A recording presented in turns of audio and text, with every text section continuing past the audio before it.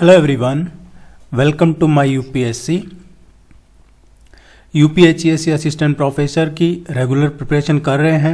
48 test already complete हो चुके हैं। आज हम टेस्ट नंबर 49 डिस्कस करेंगे। जिन्होंने टेस्ट सीरीज ज्वाइन नहीं की है, इस नंबर पे कांटेक्ट कर सकते हैं, ज्वाइन कर लीजिए, या टेस्ट सीरीज का लिंक आपको नीचे वीडियो के नीचे डिस्क्रिप्शन में या कमेंट सेक्शन में मिल जाएगा, आप जरूर चेक कीजिए। Let's begin. निम्नलिखित में से किसे आर्थिक राष्ट्रवाद का पथ प्रदर्शक माना जाता है? आर्थिक राष्ट्रवाद का पथ प्रदर्शक किसे माना जाता है?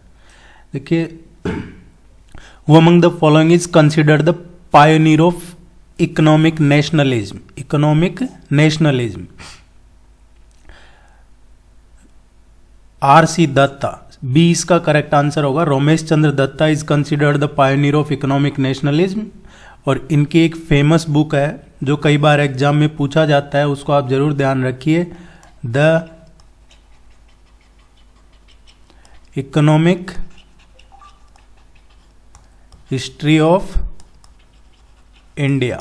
The economic history of India, ये बुक इन्हीं की लिखी हुई है, रमेश चंद्र दत्त की। इन्हीं को आर्थिक राष्ट्रवाद का पथ प्रदर्शक माना जाता है। जिन्होंने अभी तक सब्सक्राइब नहीं किया है, उनसे रिक्वेस्ट रहेगा कि आप सब्सक्राइब जरूर कर लीजिए। गीता रहस्य नामक पुस्तक किस स्वतंत्रता सेनानी ने लिखी थी? गीता रहस्य पुस्तक किसने लिखी थी? ये पुस्तक है बाल गंगाधर तिलक ने लिखी थी। बी इसका करेक्ट आंसर है। कई बार पूछ लिया जाता है इस तरीके के क्वेश्चन आपके एग्जाम में। गीता रहस्य बाल गंगाधर तिलक ने मराठी भाषा में लिखी थी, मराठी लैंग्वेज में लिखी थी। और ये कब लिखी थी इन्होंने? ये बुक लिखी थी 1915 में। 1915 में कहाँ थे? जब बर्मा में मांडले जेल में थे, उस टाइम उन्होंने ये बुक लिखी थी।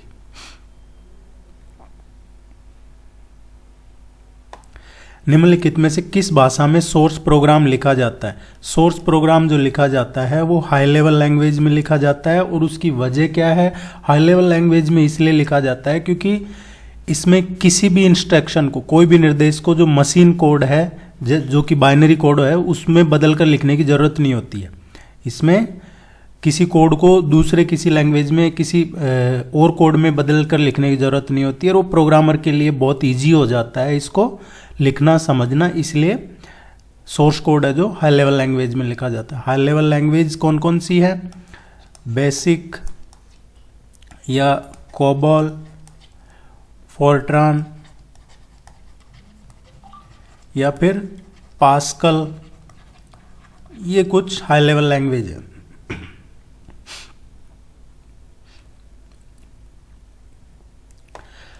ये फुल लेंथ टेस्ट है। इसमें टोटल 30 क्वेश्चन जैसे करवाते हैं सभी टेस्टों में, वैसे ही है। सांग चंगेज जो हाल ही में खबरों में थे, कौन से खेल से जुड़े हुए हैं? सांग चंगेज ये 17 ईयर ओल्ड, ये चाइनीज है। और ऐसा पहली बार हुआ है हिस्ट्री में कि किसी पुरुष चीनी खिलाड़ी ने ऑस्ट्रेलियन ओपन का जो मुख्य ड्रॉ एकल मैच है वो जीता हो, ऐसा पहली बार हुआ है। ये टेनिस से एसोसिएटेड है। डी इसका करेक्ट आंसर है।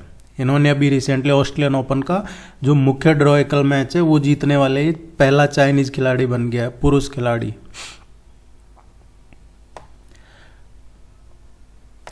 हाल ही में किस संस्था को सरकारी क्षेत्र में डेटा सिक्योरिटी के लिए best security practice in government sector award से सम्मानित किया गया है? देखिए, डेटा सिक्योरिटी की बात आती है। डेटा सिक्योरिटी इंडिया में कौन देखता है?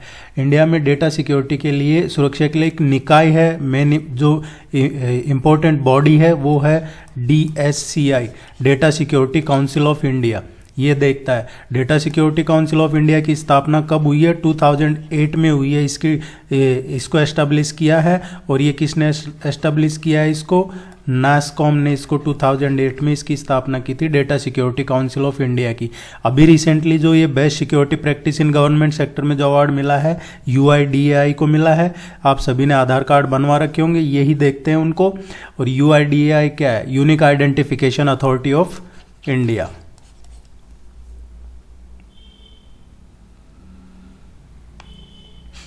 आप चैनल को जरूर सब्सक्राइब कीजिएगा। जिन्होंने टेस्ट सीरीज ज्वाइन नहीं की है, टेस्ट सीरीज ज्वाइन कर लीजिए।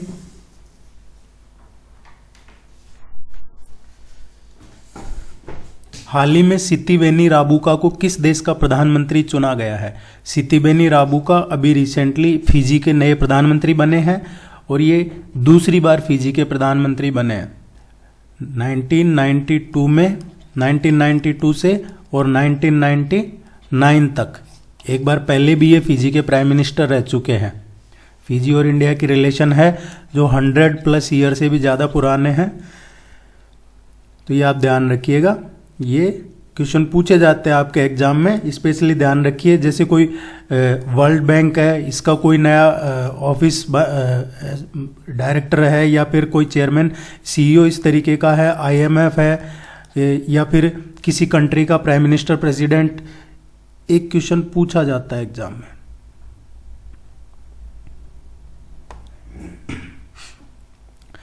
निम्नलिखित जोड़ियों पर विचार करें। Lord Curzon ancient monument protection, ये इन्होंने प्राचीन स्मारक संरक्षण अधिनियम, ये सही है, सही पूछा है क्वेश्चन में।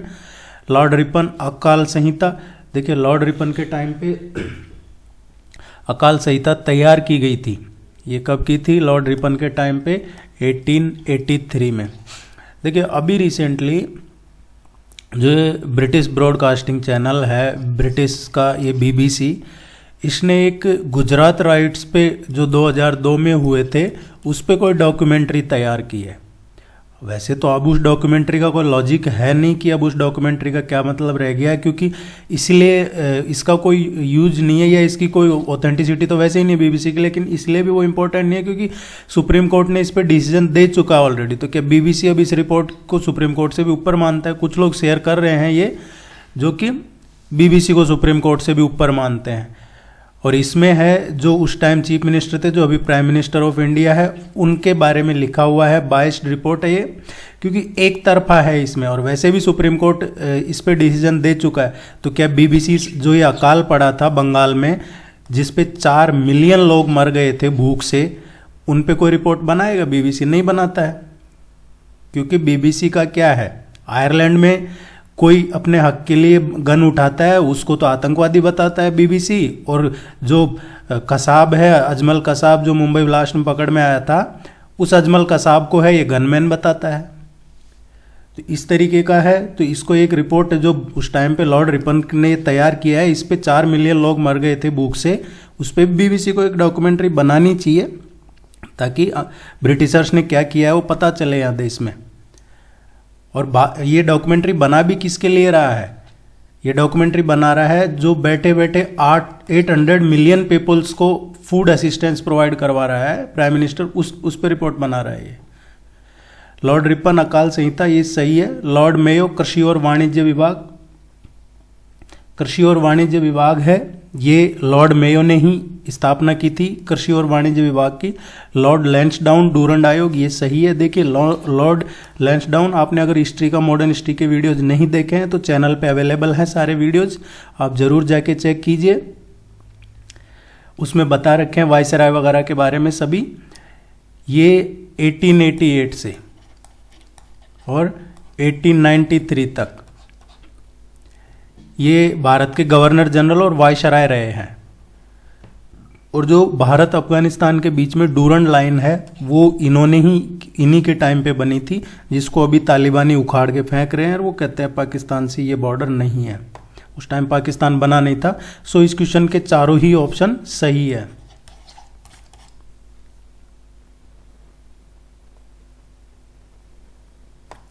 कंप्यूटर आधारित शिक्षण मॉडल किसके द्वारा विकसित किया गया है? कंप्यूटर बेस्ड जो शिक्षण मॉडल है ये स्टोलोरोव और डेविस, ये इसका बी इसका करेक्ट आंसर आएगा।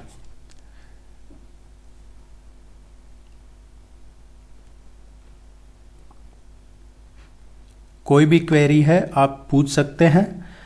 निम्नलिखित युग्मों पर विचार कीजिए। ये माउंटेन हिल्स हैं और ये किस राज्य में है, सही हमें बताना है। पारसनाथ हिल्स गुजरात में। देखिए जो पारसनाथ हिल्स हैं, आप वैसे तो ज्योग्राफी का लेक्चर देख लीजिएगा, ये सब क्लियर हो जाएगा आपके। पारसनाथ हिल्स है गुजरात में नहीं है, ये है झारखंड में। चामुंडी हिल्स है, ये आंध्र प्रदेश में नहीं है। चामुंडी हिल्स है कर्नाटका में। कालीपारा जो हिल्स है, कालीपारा हिल्स, ये तमिलनाडु में नहीं है, ये केरला में है। मेस्मी हिल्स, ये सही है, अरुणाचल प्रदेश में है। सो इसमें कौन सा करेक्ट है? इसका जो करेक्ट आंसर आएगा, ये आएगा केवल फर्स्ट वन इसका करेक्ट आंसर है। केवल एक ही सही है इसमें, फोर्थ ऑप्शन। देखिए, जब भी आप इस तरीके के क्वेश्चन पढ़ते हैं तो मेरा रिक्वेस्ट है आप मैप लेके बैठिए, ताकि आपको वो ध्यान में रहेगा, पढ़ने के बाद भूलोगे नहीं उसको। निम्नलिखित में से कौन सी मेमोरी एक साथ पढ़ने और लिखने के संचालन की अनुमति देती है? कौन सी मेमोरी है जो पढ़ने और लिखने की एक साथ संचालन की अनुमति देती है? Which of the following memory allows simultaneous read and right operations? Read और राइट ऑपरेशंस के लिए इसका जो करेक्ट आंसर आएगा रैम है। बी इसका करेक्ट आंसर है। निम्नलिखित में से कौन सा माध्यमिक मेमोरी तक पहुंचने का एक तरीका है? ये कह रहा है कि माध्यमिक मेमोरी कौन सी है? Secondary memory, accessing secondary memory का कौन सा मेथड है? So action method is a method of accessing secondary memory.